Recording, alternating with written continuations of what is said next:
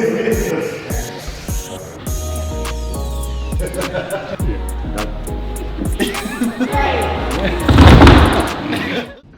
it going, guys? Good afternoon. My name is Zuby. Great to meet you all here today.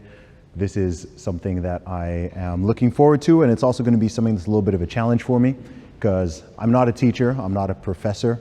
I'm a professional rapper, author, public speaker, and podcaster, so I definitely do a lot of talking. But Sam asked me to do a talk today really about critical thinking and about ways that you can think and certain things that you'll observe both within yourself that we all have tendencies for as human beings and things that you'll see in wider society. So the talk I'm going to be doing today is based around a speech that I gave just over a week ago at a conference in Sydney, which was called 20 Things I've Learned About Humanity. And this is based on a thread that I wrote online last year, which went very, very viral. It was seen by over 15 million people. And it was based over the past few years that the world that we've lived through in the past 2.5 years. I know that here in Victoria, you guys endured some very, very serious lockdowns, and I'm sure you got pulled out of school and so on for a long period of time. And we all had our ups and downs with that. But there are certain things that I observed from that which I wanted to pull out and talk more about the psychology of human behavior and how you can think your way through it. So I've titled this Things I've Learned About Humanity. So I want to go through 14 different points today. I've narrowed it down from the original 20 to make it a little bit more concise. So the first point I want to make is that most people would rather be in the majority than be right.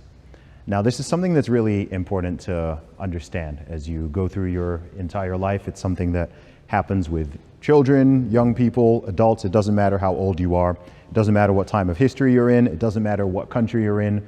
This is just a natural human beings. It's just a natural human phenomena. So as people, of course, we're social people, right? We're all social beings. Human beings are a social animal. We like to hang out with our friends, with our family. We like to engage in our society, and we generally like to mostly fit in. It can be weird if you are the odd one out in a scenario. If you went to a party and everyone was wearing white and you walked in dressed in black, it's gonna feel a little strange and a little bit uncomfortable.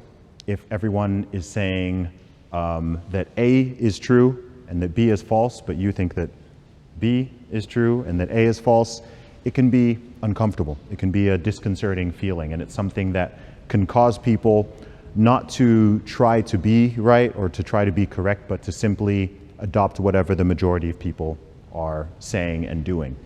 Now, sometimes the majority is correct, but sometimes that is not the case. And it's important to not fall victim to what is called groupthink. And groupthink is when you're no longer thinking yourself, you're no longer thinking as an independent person, and you're no longer thinking critically, and you're simply just going along with what the majority of people are doing or what the group is doing or saying, not because it's necessarily right, but just because a lot of people are doing it. You may know this better as it's really where peer pressure actually stems from, when people just want to go along with a group and do something even if it's wrong just because a lot of people are doing it. The second point I want to make, I think what I'm going to do is do these mostly in batches of 5, and then I'll open it up to the floor and answer questions. But if you've got something that's burning in your mind and you want to say, like I said, just feel free to lift up your hand. The second point is that many people have strong authoritarian tendencies which can arise under the right circumstances. Now, I know authoritarian is a big word. Some of you might understand what I mean by that. Some of you may not. Can anyone explain to me what authoritarian means or what you may think it means? Don't be shy. It's okay to, you don't have to be correct, but what do you think authoritarian means? Yeah.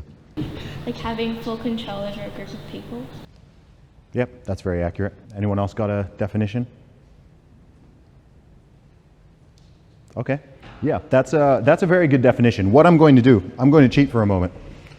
I'm going to, rather than tell you what my definition is, I'm going to look at what the precise definition is according to a dictionary. And like with many terms, we'll actually get there'll actually be multiple definitions depending on exact wording. But authoritarian has, according to this dictionary, they've given 3 different definitions. Number 1, characterized by or favoring absolute obedience to authority as against individual freedom. I think that part is important. So it's using the authority to crush potential individual freedoms. Number 2, tending to tell other people what to do in a peremptory or arrogant manner. Dictatorial. Some of you may have heard the term dictator. That's someone who's just at the top of a society or of a country, and whatever they say goes. Whatever they say, what doesn't matter if it's right, if it's wrong, if it's just, if it's unjust, whatever they say goes. And the third definition, very similar to what you said as well, characteristic of an absolute ruler or absolute rule, having absolute sovereignty of government or rulers. So the authoritarian tendency or an authoritarian mindset is when you simply want to rule over other people. Now, this can be in a big way or in a small way. It could be at a country level where you have a dictator or you have a king or a queen or some type of tyrant, and it doesn't matter if you've done anything wrong or not. If they want, they could just point at you and have you locked away in prison. They can just point at, make this happen, make that happen. They don't care about your individual freedoms, your individual human rights, your individual liberties. An authoritarian society, which is on a, it's on a scale. Of course, we need to have laws, but in a truly authoritarian society, you don't have a lot of power as an individual. So it's important to recognize that there are many, many people in this world who have authoritarian tendencies. It's something that can be within all of us to varying degrees, and it's natural that, especially when there's some type of chaos, when there's some type of fear or concern or a danger, whether it's real or it's imaginary, there is a tendency in human beings to want to lean into authoritarianism and just be told what to do. If you imagine if there was a fire that broke out, then you wouldn't want just complete chaos happening and everyone acting completely as an individual and running around and doing their own thing. You would look for someone who is in a leadership position, hopefully a competent leader, who will take the authority and show people what to do. Everyone stand in a line and move in this way, and that's where. So authoritarianism, I don't want you to mistake it for simple leadership. Leadership is a good thing, especially leadership by consent. But authoritarianism is when it becomes more tyrannical and you're overriding what is good for the individual just so that you can have either what could be viewed as, it could be viewed as a form of collective safety, but at extremes, it could become just tyranny, where one person or a small group of people has complete rule over everybody else and they can do whatever they want. Point number 3 is that fear of death is rivaled only by the fear of social disapproval. Earlier on, I was talking about human beings being very, very social beings. We're very social, and as a result, we generally like to fit in. Now, if you think of things that people are scared of course, the most obvious thing that comes to mind is the fear of death, fear of physically hurting yourself, let alone dying. That's a very natural and normal fear, not just of humans, of all animals. All animals are trying to survive, of course. But as very, very social beings, you'll find that I believe the second greatest fear that people have is actually the fear of social judgment and the fear of social disapproval, the fear of doing something that will make other people ostracize you or make fun of you or call you names or insult you and so on. We all want to fit in and not stand out so much that you are a complete outsider to a social group. And it makes sense that we have this, because if you think of how human societies function, whether it's a small tribe or it's a village or it's a town or even a larger city or nation, we all need to be able to cooperate with each other. We all need to be able to work together to cooperate. So if someone is out there doing something that is completely different to what everyone in the group is doing, at an extreme. If they're breaking laws, for example, if they're going out and robbing and hurting other people, then it's right that that sort of behavior should be shamed and it should be shunned. That shouldn't be accepted in a normal, healthy society. But there can be situations where, when taken to its extreme, people are impeded by the fear of social disapproval that they imagine in their brain over things that are very, very simple. To give you an example, what I'm doing right here, which is a form of public speaking, this is something that the vast majority of people are afraid of. There's actually a term for it. It's called glossophobia. Glossophobia is the fear of public speaking, and it's estimated that anywhere between 70 and 80% of the adult population has a fear of public speaking. Now, if you think about it, why is that? Is it because people are afraid of talking? We're not afraid of talking. We all talk every day. We talk to people all day. We're always talking to each other. But when you stand up in front of a group of people and your heart starts beating and you get that weird feeling in your tummy, it's not because you're afraid of speaking. It's because you have a fear of potential social disapproval. You have a fear of making a mistake, stuttering, stumbling over your words, tripping up in front of a crowd, doing something that makes you look silly, makes you look incompetent, anything like that. That's actually the root of the fear of public speaking. So that's something to be aware of. Again, it's one of those things that's just natural within human beings, but by recognizing it within yourself and within other people, it can allow you to think more independently and think more critically. Point number 4. Propaganda is just as effective today as it was 100 years ago, despite us having essentially unlimited access to information. Now, before I go deep on this one, can anyone define what propaganda means? When I say propaganda, what does that mean to you? Like false information. Material put into the public to try and influence citizens, try and make them think a certain way. Yes. So again, I'm going to pull out the dictionary definition instead of giving my own one. Both very accurate there. So propaganda is defined as the systematic effort to manipulate other people's beliefs, attitudes, or actions by means of symbols. This could be words, gestures, banners, monuments, music, clothing, insignia, and so on.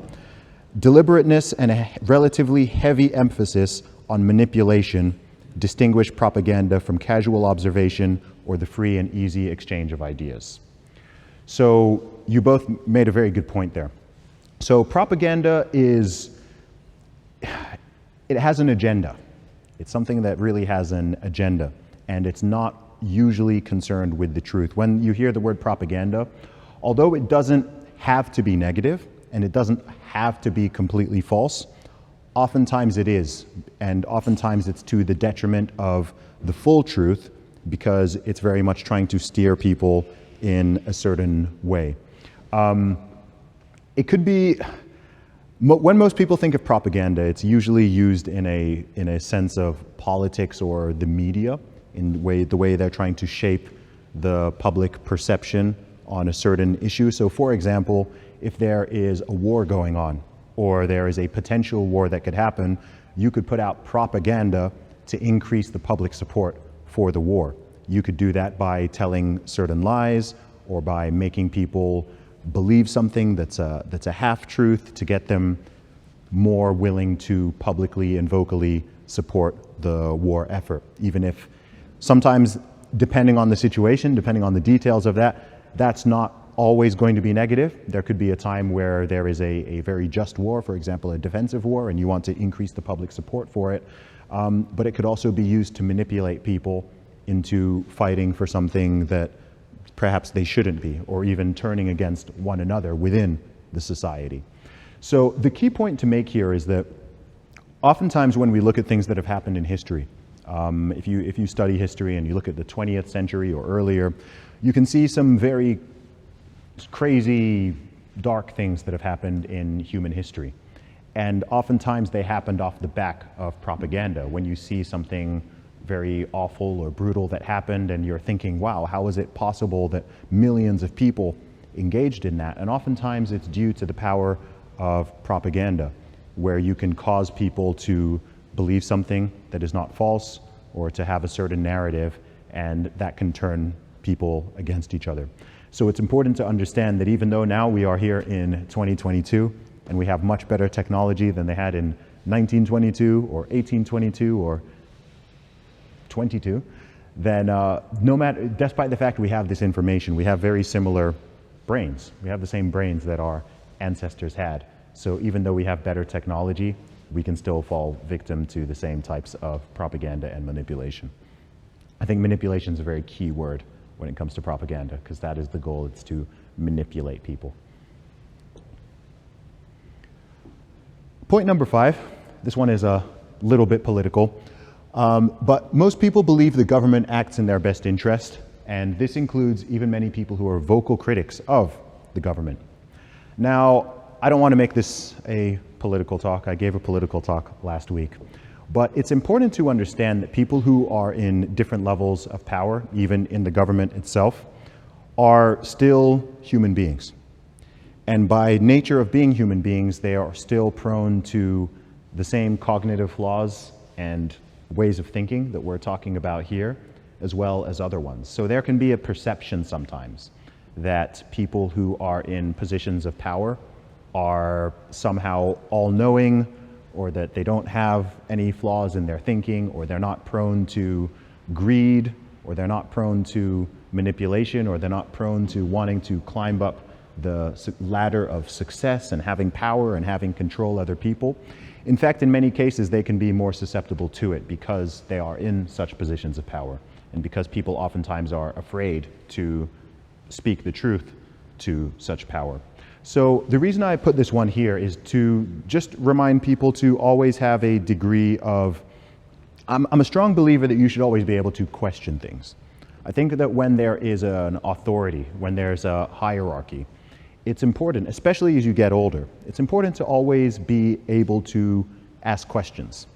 And if someone is a genuine authority of a subject, it doesn't matter what the subject is, they should be willing to answer questions. There should always be a discussion going and a conversation going, even if there is authority. And oftentimes when that is not allowed, that's something that's very typical of an authoritarian approach or an authoritarian regime, is when you're not allowed to ask questions. Questions are punished, dissent is punished, it's not allowed, other ways of thinking are censored, and people are not allowed to speak. That's a clear sign of authoritarianism. So that's why I wanted to include this one in here, to remind people that even if people are in such positions of power, there can still be real flaws in their thinking. So you always want to be asking questions and thinking independently. I want to take a pause there. I know we've been through 5 right now.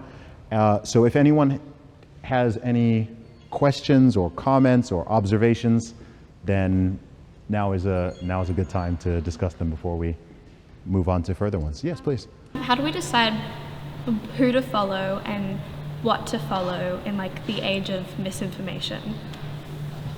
Wow, that's a great question. That's a great question. The best answer I can give is I think it's good to follow a range of people, and it's good to follow people who are on multiple sides of an issue, and to listen, to engage in conversations, engage in debates, ask questions, listen to answers to questions. The difficulty often people can have is when they put themselves into an echo chamber and they only follow and listen and converse with people who already completely agree with them. And that when you do that, it means that you have blind spots, because you're not even aware of the fact that there are other people who may think a different way. And normally, with most things, not everything, but with most things, the truth is somewhere in the middle, right? If a lot of people are believing this and a lot of people are believing this, normally, oftentimes the truth is somewhere in the middle. It's a combination of valid points that are coming from both sides of the issue. So I would recommend to do your best to follow a range of sources, and also to do your own thinking, right? Do your own thinking. You may find that you don't totally align with that position or that position or that position, and you have your own position which is integrated from your own thinking and various sources, and that's totally fine. I think one of the truths is that it's impossible for any one human being to have all the information or all of the facts or to be correct about everything. That's just not how the world works. There's things that we are all wrong about, and that must be true because there's 8 billion people in the world and we don't all agree on everything, so we can't all be totally correct on everything. But as long as you keep an open mind and you're willing to have those conversations and listen to different people, then I think you'll be far ahead of the game. Given you said that authoritarianism is a scale, and I was just wondering, in light of recent events, where would you sit Melbourne or further out Victoria on that scale? Wow. Below North Korea, but higher than almost everywhere else in the world. As far as I'm aware, Victoria had the longest lockdown in the entire world, which is that's actually a pretty crazy thing, given that Australia typically is considered to be a free country, but it very much fell into authoritarianism. When you're not allowed to leave your house or travel 5 kilometers from your house, and you're not allowed to leave your state, let alone leave your country, and so on, that's an extreme level of authoritarianism. When you have police out in the street fighting against citizens and shooting them with rubber bullets and so on, these are all things that happen in the state, which is hard for me to, I saw videos of it, but now that I'm here and everything is peaceful and seems normal, it's kind of weird for me to think, wait, what was this like a year ago? But I've talked to a lot of people, so yeah, it fell very hard into authoritarianism, and that shows you the power of fear. It really shows you the power of fear, because when people are afraid, and this is actually one of the later points, but when people are afraid, they become much more prone to the excesses of authoritarianism. Wow. Just a quick question. How much Yeah. did you actually deadlift when you broke the...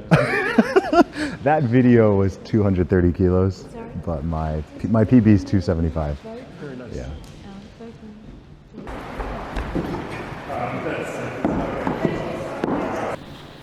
You're welcome. Good question. Very good question.